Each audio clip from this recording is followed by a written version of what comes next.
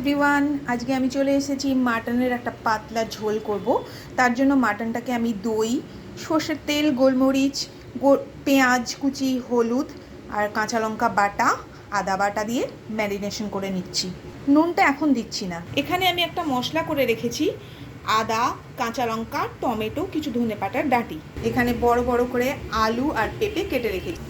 এখন ভালো করে মাংসটাকে ম্যারিনেট করে রাখছি। এর মধ্যে 1 চামচ জিরে গুঁড়ো, 1 চামচ ধনের গুঁড়ো দিয়ে দিয়েছি। এখানে আমি কিছুটা পেঁয়াজ বেরেস্তা করে নিই। এখানে রেখেছি কিছু গোটা গরম মশলা। এর মধ্যে শুধু তেজপাতাটা নেই, তেজপাতা আর একটা শুকনো লঙ্কা এর সঙ্গে অ্যাড করে নেব।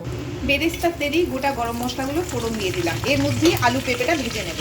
তেলের মধ্যেই দিয়ে দিয়েছি হলুদ, লঙ্কা গুঁড়ো, এতে কালারটা খুব সুন্দর আসবে। দিয়ে দিচ্ছি পরিমাণ মতো নুন, খুব সামান্য পরিমাণ চিনি। বেরেস্তার যে তেলটা বাড়তি আছে এর মধ্যে রসুন বাটা দিয়ে দেবো। আলু পেঁপে ভাজা হয়ে গেছে, এখানে আমি রসুনটাকে কষিয়ে নিই।